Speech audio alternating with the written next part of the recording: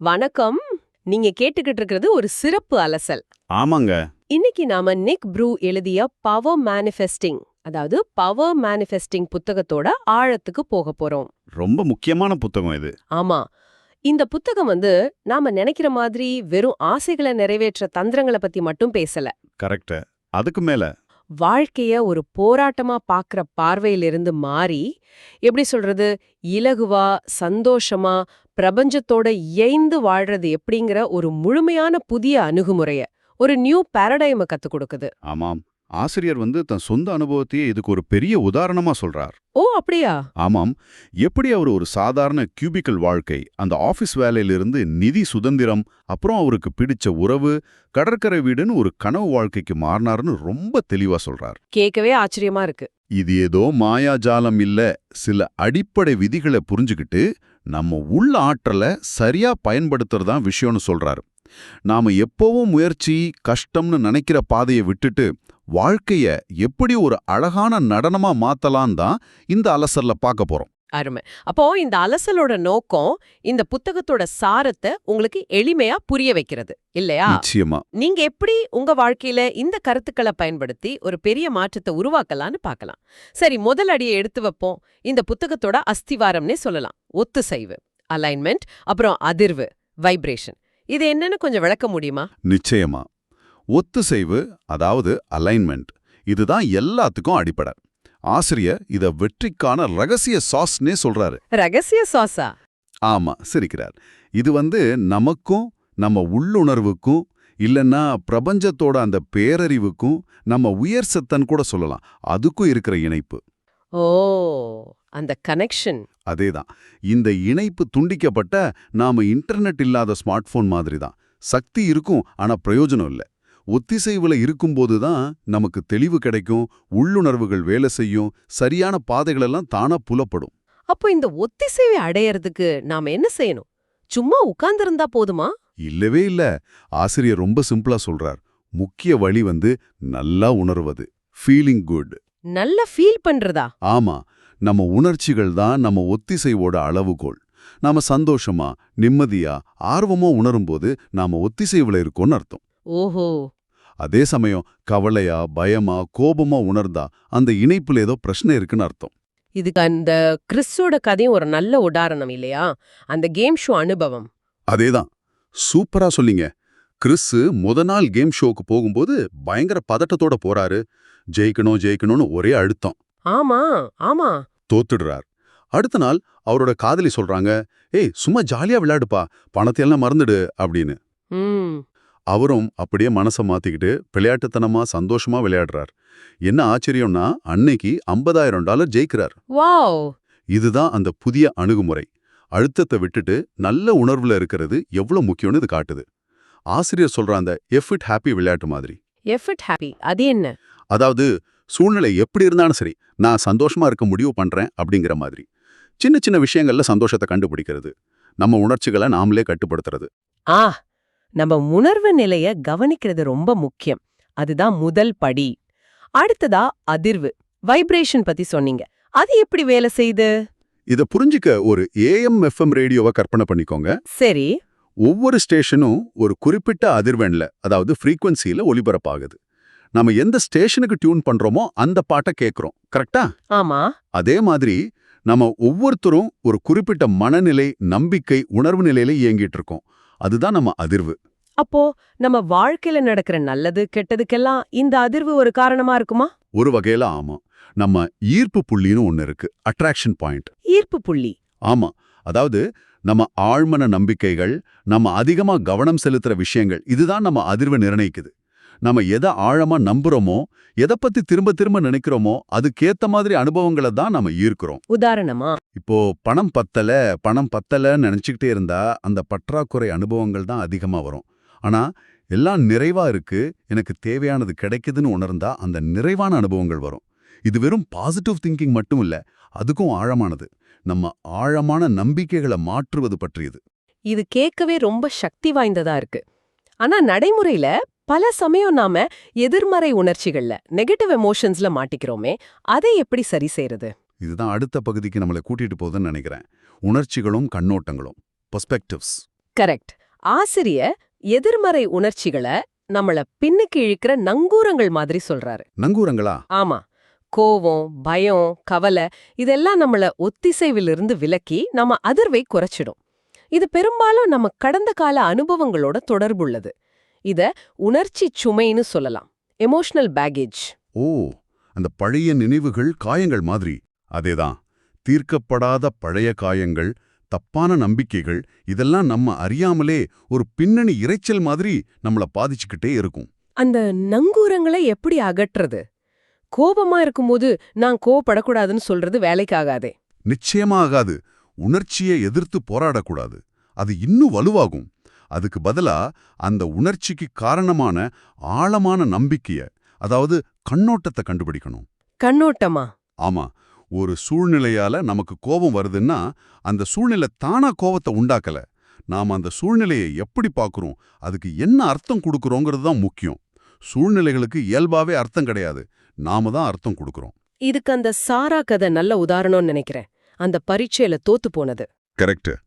சாரா பரீட்சையில ஃபெயில் ஆனப்போ அவங்க அப்பா ரொம்ப கடுமையா நடந்துகிட்டார். அதிலிருந்து சாரா என்ன நினைச்சுக்கிட்டான்னா, நான் 10வது போல, I am not good enough அப்படின்னு ஒரு கண்ணோட்டத்தை உருவாக்கிக்கிட்டா. ஆனா அது அவங்க அப்பாவோட பிரச்சனை தானே. நிச்சயமா. அது அவங்க அப்பாவோட மனநிலை, அவரோட ரியாக்ஷன். ஆனா சாரா அதை தன்மேல ஏத்திக்கிட்டு தன் தகுதியே கேள்விக்குறியாக்கிட்டா. இந்த மாதிரி நாமளே உருவாக்கிக்கிற கண்ணோட்டங்கள் தான் பல எதிர்மறை உணர்ச்சிகளுக்கு மூலம். அப்போ தீர்வு அந்த கண்ணோட்டத்தை மாற்றுவது. நம்ம உள்ள இருக்கிற அந்த விமர்சகர், இன்னர் கிரிட்டிக் சொல்றத கேட்காம நம்ம உயர் சத்தோட பார்வையிலிருந்து விஷயங்களை பார்க்க பழகணும். இத பார்வையை மாற்றுவது, ரீஃப்ரேமிங்னு சொல்லாமா? அருமையா சொன்னீங்க. அதுதான் ரீஃப்ரேமிங். இது சுலபமான்னு கேட்டா இல்ல. இது ஒரு பயிற்சி தான். எடுத்ததும் வராது. எப்படி பயிற்சி பண்றது? நம்ம உணர்ச்சிகளை ஒரு எஸ்கேப் ரூம் மாதிரி நினைச்சுக்கோங்க. ஒவ்வொரு உணர்ச்சிக்கும் பின்னாடி ஒரு க்ளூ, அதாவது ஒரு நம்பிக்கை ஒழிஞ்சிருக்கும். அதை தேடி கண்டுபிடிச்சு அது உண்மையா, இது எனக்கு உதவுதா அப்படின்னு கேள்வி கேட்டு அதை மாற்றி அமைக்கணும். சுவாரஸ்யமா இருக்கு. நம்ம வாழ்க்கையில திரும்ப திரும்ப வர பிரச்சனைகளை கவனிச்சாலே போதும். உதாரணமா உடல் நலம், அந்த ஜாக் கழுத்து வலி கதை மாதிரி, இல்ல பணம், உறவுகள்ல இருக்கிற சிக்கல்கள், இதையெல்லாம் பார்த்தாலே நம்மளோட ஆழமான கண்ணூட்டங்கள் என்னன்னு புரிய ஆரம்பிக்கும். நம்ம உணர்ச்சிகள் தான் நம்மளோட வழிகாட்டி. ஒரு ஜிபிஎஸ் மாதிரி எது சரி எது தவறுன்னு அது சொல்லிக்கிட்டே இருக்கும். விபிஎஸ், வைப்ரேஷனல் பொசிஷனிங் சிஸ்டம்னு கூட சொல்லலாம். சரி, இப்போ நம்ம அதிர்வையும் அதை பாதிக்கிற கண்ணோட்டங்களையும் ஓரளவுக்கு புரிஞ்சுக்கிட்டோம். அடுத்து நாம விரும்புறத எப்படி உருவாக்குறது? இதுதான் இணை உருவாக்கம், கோ கிரியேஷன் பகுதியா? இதுல அனுமதித்தல், ஆக்ஷன் ரெண்டும் வருதே. ஆமா. அந்த புதிய அணுகுமுறையில வாழ்க்கை ஒரு போராட்டம் இல்ல, அது பிரபஞ்சத்தோட சேர்ந்து ஆடுற ஒரு நடனம். நாம மட்டும் தனியா கஷ்டப்பட தேவையில்லை. இதுல முதல் படி அனுமதித்தல், அலோவிங். அனுமதிக்கிறதுனா? அதாவது நாம விரும்புற விஷயம் நம்ம கிட்ட வரதுக்கு வழிவிடணும். அதை தேடி வெறித்தனமா அலையாம அது நடக்கும்னு நம்பி அமைதியா ரிலாக்ஸ்டா இருக்க பழகணும். இதுக்கு ஆசிரியர் சொன்ன அந்த டெசர்ட் கதை, ட்ராமிசோ, அது எனக்கு ரொம்ப பிடிச்சிருந்தது. ஆமா, அந்த ட்ராமிசோ கதை. ஆசிரியர் மல்லோர்கா தீவுல இருக்காரு. உலகத்திலே சிறந்த டிராமிசோ சாப்பிடணும்னு ஒரு ஆசை வருது. ஆனா அவர் தேடி அலையல. அப்போ என்ன செஞ்சார்? நான் விரும்பும் அனைத்தும் என்னை துரத்துகின்றன அப்படின்னு ஒரு மனநிலையில ரிலாக்ஸ்டா இருக்கார். ஒரு நாள் அவரே எதிர்பார்க்காம ஒரு சின்ன கிராமத்து ரெஸ்டாரண்ட்ல அவருக்கு அட்டகாசமான, அவர் வாழ்நாள்ல சாப்பிட்டதுலயே சிறந்த டிராமிசோ கிடைக்குது. சூப்பர். இதுதான் அனுமதித்தல். நம்பிக்கையோட அதே சமயம் பற்றின்மையோடு இருக்கிறது. ரொம்ப பிடிவாதமா இல்லாம இருக்கிறது. பற்றின்மை, டிட்டாச்மெண்ட். இது கொஞ்சம் கஷ்டமாச்சே. ஆசைப்பட்டா அது அடையணும் தானே தோணும். அது உண்மைதான். ஆனா அந்த ஆசை மேல ஒரு வெறித்தனமான பிடிப்பு, ஒரு விரக்தியான சார்பு நிலை இருக்கக்கூடாது. அது கிடைச்சாதான் நான் சந்தோஷமா இருப்பேங்கிற நிலை வரக்கூடாது. அந்த ஜீனா கதை மாதிரி. ஜீனா கதை? ஆமா. தன் முன்னாள் காதலன் திரும்பி வரணும்னு ரொம்ப தீவிரமா பிடிச்சுக்கிட்டு இருந்தாங்க. அது கிடைக்காத விரக்தியில இருந்தாங்க. ஆசிரியர் அவங்களுக்கு அந்த பிடிப்பை விடச் சொன்னார். ஒரு சின்ன சின்னம், ஒரு அவதார் மாதிரி வச்சு அதை வணங்கச் சொன்னார். அந்த செயின்ட் ஜோசப் சிலை கதை மாதிரி. அந்த பிடிப்பை விட்டதும் அவங்களுக்குள்ள ஒரு நிம்மதி வந்தது. ஓஹோ, சரி. ஆனா வாழ்க்கையில பிரச்சனைகள், தடைகள் வருமே, அப்போ எப்படி அனுமதிக்கிறது? கோவம், வருத்தம் வருமே. தடைகளை, அதாவது கான்ட்ராஸ்டை எதிர்த்து போராடக்கூடாது. அது எதிரி இல்ல. நமக்கு என்ன வேணும்னு இன்னும் தெளிவுபடுத்துற ஒரு வாய்ப்பு அது. ஒரு வழிகாட்டி மாதிரி. வழிகாட்டியா? ஆமா. ஒரு கஷ்டம் வரும்போதுதான் நமக்கு என்ன மாதிரி வாழ்க்கை வேணும்னு இன்னும் அழுத்தமா புரியும். அதை எதிர்த்து போராடுறதை விட அதிலிருந்து என்ன கத்துக்கலான்னு பார்க்கணும். அது நமக்கு என்ன சொல்ல வருதுன்னு கவனிக்கணும். சரி, அனுமதிக்கிறது ஓகே, பற்றின்மையோட இருக்கிறது ஓகே. ஆனா சும்மாவே இருந்தா எல்லாம் நடந்துருமா? செயலே, ஆக்ஷன், அது தேவையில்லையா? தேவை. கண்டிப்பா தேவை. ஆனா என்ன மாதிரி செயல்ங்கிறதா முக்கியம். என்ன மாதிரி செயல்? நம்ம சமூகம் கடின உழைப்பையும் முயற்சியையும் ரொம்ப பெருமைப்படுத்துது. கஷ்டப்பட்டு உழைச்சாதான் முன்னுக்கு வர முடியும்னு சொல்லுது. ஆனா ஆசிரியர் என்ன சொல்றாருன்னா, நாம பற்றாக்குறை உணர்வோட, பயத்தோட, ஒருவித அழுத்தத்தோட செய்யற முயற்சி பெரும்பாலும் அந்த பற்றாக்குறையை தான் அதிகமாக்கும்னு சொல்றார். அப்போ சரியான செயல் எது? சும்மா இருக்கிறது இல்லையே. இல்ல. அது உத்வேகமான செயல். Inspired action. உத்வேகமான செயல். ஆமா. நாம ஒத்திசைவுல நல்ல உணர்வுல இருக்கும்போது நம்ம உள்ளுணர்வு சொல்றபடி அல்லது திடீர்னு வர்ற ஒரு யோசனைப்படி இயல்பா செயல்படுறது. இது ரொம்ப சுலபமா ஒரு ஃப்ளோ மாதிரி இருக்கும், கஷ்டமா இருக்காது. இதுக்கு உதாரணம்? ஆசிரியரோட மனைவி அனிக்கே அவர் சந்திச்சதே அப்படி ஒரு உள் தூண்டுதலை பின்பற்றி போனதால தான். அவரோட உள்ளுணர்வு சொன்னதை நம்பி போனார். அது சரியான உறவுல முடிஞ்சது. அப்போ நல்ல ஃபீல் பண்றது தான் முக்கியம். அதிலிருந்து வர்ற செயல்கள் தான் பலன் தரும். அப்போ சில சமயம் சோம்பேறியா இருக்கிறது கூட நல்லதா? ஒரு வகையில ஆமா. ஆசிரியர் இத அதிர்வு உற்பத்தி திறன் அப்படின்னு சொல்றார். Vibrational productivity. அதிர்வு உற்பத்தி திறனா? ஆமா. ஒரு செயல் நமக்கு நேரடியா பண லாபம் தராட்டி கூட அது நம்மள சந்தோஷமா நல்ல அதிர்வுல வச்சிருந்தா அதுவே ஒரு பெரிய முதலீடு தான். Vibrational return on investment, VROI. அவர் தோட்டம் போடுற கதை மாதிரி. தோட்டம் போடுறதா? ஆமா. அவருக்கு தோட்டம் போடுறது ரொம்ப பிடிக்கும். அது நேரடியா பணம் தராது. ஆனா அது செய்யும்போது அவர் ரொம்ப சந்தோஷமா ஒத்திசைவுல உணர்றாரு. அந்த நல்ல அதிர்வு நிலையிலிருந்து வர்ற மத்த யோசனைகள், செயல்கள் அவருக்கு பெரிய வெற்றியை தருது. ஓ, அப்போ எது நமக்கு அதிக உற்சாகத்தை தருதோ, ஹையஸ்ட் எக்ஸைட்மெண்ட், அந்த வழியில போறதுதான் சிறந்த செயல்னு சொல்றீங்களா? அதேதான். இலக்கை விட அந்த பயணமே முக்கியம். அந்த செயல் செய்யும்போது எப்படி உணர்றோங்கிறது தான் முக்கியம். இதுல தடைகள் என்னன்னா, நம்ம பகுத்தறிவு மனசு, ரேஷனல் மைண்ட், பயம், குறிப்பா தோல்வி பயம், அப்புறம் எதிர்பார்ப்பு. புரிஞ்சது. அப்போ இந்த வழியில போனா நாம விரும்புறதை இன்னும் வேகமா அடைய முடியுமா? இதுதான் அடுத்த பகுதி, வேகப்படுத்துதல் மற்றும் குறிப்பிட்டவற்றை ஈர்த்தல். வேகம்ங்கிறது நாமளா உருவாக்குறது இல்ல. பிரபஞ்சம் எப்பவுமே வேகமா தான் இருக்கு. அது பாரபட்சம் பார்க்காது. அப்போ என் தாமதமாகுது? நாம தான்.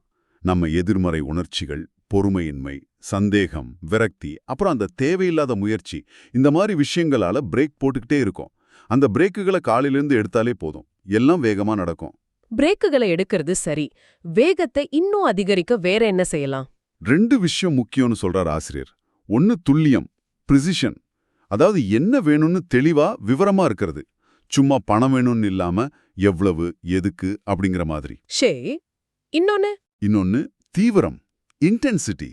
அது நினைக்கும்போது எவ்வளவு வலுவான நேர்மறை உணர்ச்சியோட இருக்கோங்கிறது. சந்தோஷம், ஆர்வம், நன்றி உணர்வு மாதிரி. இதுல பாராட்டுதல், அப்ரிசியேஷன் ரொம்ப முக்கியம்னு சொன்னீங்க இல்லையா? நன்றி உணர்வு, கிராட்டிடியூட விட இது சக்தி வாய்ந்ததா? ஆமா. ஏன்னா சில சமயம் நன்றி சொல்லும்போது கூட இப்ப இது இல்லையேங்கிற ஒரு சின்ன பற்றாக்குறை உணர்வு இருக்கலாம். ஆனா பாராட்டுதல்ங்கிறது நம்மகிட்ட ஏற்கனவே இருக்கிற நல்ல விஷயங்களை மனசார பாராட்டி மகிழ்வது.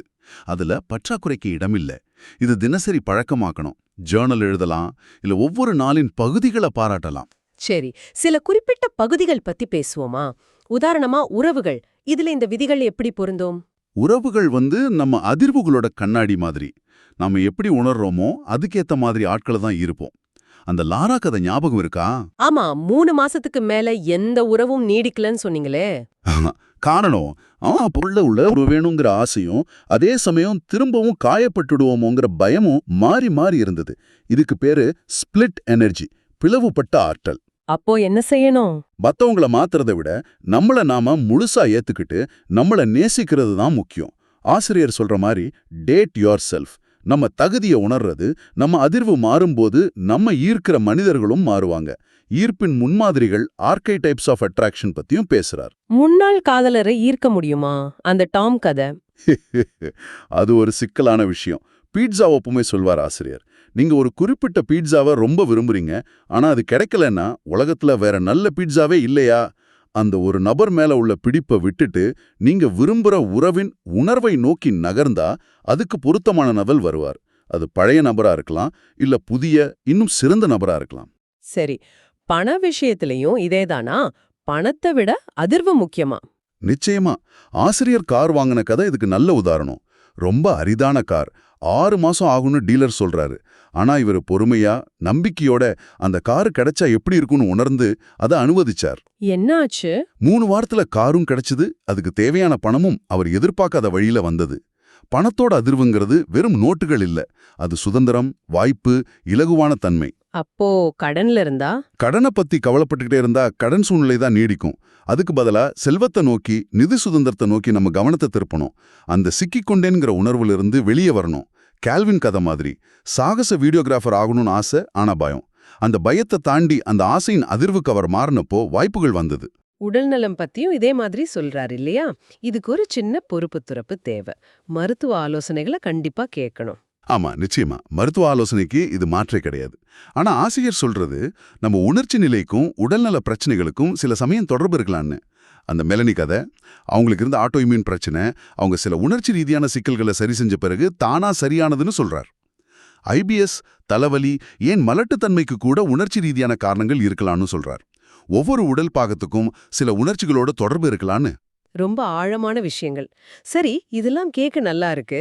ஆனா வாழ்க்கையில பிரச்சனை வருதே, அப்புறம் மத்த மனிதர்களால வர சவால்கள், அதை எப்படி சமாளிக்கிறது? முதல்ல பிரச்சனைகளை கான்ட்ராஸ்ட எதிரியா பார்க்கக்கூடாது. அது நம்ம வளர்ச்சிக்கு தேவை. அது ஒரு பின்னடைவில்ல, முன்னேற்றத்தோட ஒரு பகுதி. என் பொருள் எங்கே, இல்லனா நான் கேட்டது ஏன் நடக்கல அப்படின்னு விரக்தி அடையறதுக்கு பதிலா அது நமக்கு என்ன சொல்ல வருதுன்னு பார்க்கணும். அந்த டிசையர் ரியலைசேஷன் டயக்ராம் பத்தி சொன்னீங்களே? ஆமா, ஒத்துசைவு அலைன்மெண்ட், பின் ஒத்துசைவான நிகழ்வுகள் சிங்க்ரோனிசிட்டி, அத உணர்தல் எம்பாடிமெண்ட், இப்படி படிப்படியா நடக்கும். சில சமயம் தாமதமானா நாம இன்னும் அந்த உணர்வு நிலையில முழுசா இல்லேன்னு அர்த்தம். பிரச்சனைகளை கையால என்ன படிகள் இருக்கு? முதல்ல நிவாரணம் தேடணும். ஸ்ட்ரகிள்லேருந்து ரிலீஃப்க்கு போகணும். எதிர்த்து போராடுறத நிறுத்தணும். நமக்கு என்ன வேணுங்கிறதுல கவனத்தை திருப்பணும். நம்ம ஈர்ப்பு புள்ளி என்னன்னு ஆராயணும். தேவைப்பட்டா கொஞ்சம் ஓய்வு எடுக்கணும். அவசரப்படக்கூடாது. சரி, மத்தவங்க நம்மள பாதிக்கிற மாதிரி உணர்ந்தா என்ன செய்யறது? அவங்க எதிர்மறையா பேசினா, நடந்துக்கிட்டா நம்ம அதிர்வு குறையுமே. முக்கியமான பாடம். மத்தவங்களால நம்ம அதிர்வு பாதிக்கப்படலாம், உண்மைதான். ஆனா அதுக்கு காரணம் நேரடியா அவங்க இல்ல, நம்மளோட எதிர்வினை தான், நம்ம ரியாக்ஷன் தான். அப்போ என்ன செய்யணும்? மத்தவங்கள மாத்த நினைக்கிறத விட நம்மளை எது தூண்டுது, அந்த ட்ரிகர்ஸ் என்னன்னு கண்டுபிடிச்சு அதை சரி செய்யணும். கேரலின் மிஸ் கதை மாதிரி மத்தவங்க நம்மளை எப்படி நடத்தினாலும் நம்ம உணர்ச்சிகளுக்கு நாம தான் பொறுப்பு. எல்லைகள், பவுண்டரிஸ் பத்தி என்ன சொல்றா? அது ரொம்ப முக்கியம். நமக்காக பேசவும் ஆரோக்கியமான எல்லைகளை வகுக்கவும் பழங்கணும். சில சமயம் பயமா இருக்கலாம், ஆனா அதை தாண்டி நமக்காக நிற்கணும். அதே சமயம் மத்தவங்க பிரச்சனையை தீர்க்கிறது நம்ம வேலை இல்ல. அவங்களுக்கு உதவக்கூடாதா? உதவலாம், ஆனா எப்படி? அவங்க பிரச்சனையை நாம சுமக்கிறது உதவி இல்ல. நாம நம்ம அதிர்வை நல்லா வச்சுக்கிட்டு ஒரு அமைதியான, சந்தோஷமான, சக்தி வாய்ந்த உதாரணமா வாழ்றதே அவங்களுக்கு பெரிய உதவி. அவங்க அதை பார்த்து கத்துக்கலாம். ரொம்ப தெளிவா இருக்கு. கடைசியா இதெல்லாம் வாழ்க்கையில எப்படி இணைச்சு முழுமையா வாழ்றது, அதுதான் அந்த முன்னணி விளிம்பு. Leading edge. ஆமா. இது எல்லாத்தையும் ஒருங்கிணைச்சு அந்த புதிய அணுகுமுறையில, அந்த நியூ பேரடைம்ல வாழ்றது தான் விஷயம். வெறும் பொருட்களை துரத்துறதை விட்டுட்டு சுதந்திரம், மகிழ்ச்சி, மன அமைதி, இலகுவான தன்மை மாதிரி உணர்வுகளை தேடி போறது. இது நம்ம உண்மையான இயல்பை கண்டுபிடிக்கிற ஒரு பயணம். இதுல சமூகத்தோட எதிர்பார்ப்புகள், மற்றவங்க என்ன நினைப்பாங்கங்கிற பயம், இதெல்லாம் தடையா இருக்குமே. நிச்சயமா இருக்கும். ஆசிரியர் தான் வாழ்க்கையே உதாரணமா சொல்றார். பாதுகாப்பான வேலை, வழக்கமான திருமணம் எல்லாத்தையும் விட்டுட்டு தான் மனசுக்கு பிடிச்ச மாதிரி வாழ ஆரம்பிச்சது. நிறைய பேர் அவரை புரிஞ்சுக்கல. ஆனா சமூகம் சொல்றதை கேட்டு வாழ்றதை விட நம்ம உள் வழிகாட்டுதல, இன்ன கைடன்ஸை நம்பி போகணும். மத்தவங்க புரிஞ்சுக்கலனாலும் பரவாயில்ல. நம்ம உற்சாகத்தை மதிக்கணும்னு சொல்றீங்களா? கண்டிப்பா. எது நமக்கு உண்மையிலே உற்சாகம் தருதோ, எது நம்மள உயிர்ப்போட உணர வைக்குதோ அதை மதிக்கணும், அதை செய்யணும். அதுதான் நம்மள சரியான பாதைக்கு கூட்டிட்டு போகும். நீங்கள் 2.0 யூ 2.0 அப்படின்னு ஒரு கருத்து சொன்னீங்களே, அது என்ன? அது ரொம்ப சக்தி வாய்ந்த ஒரு நுட்பம்.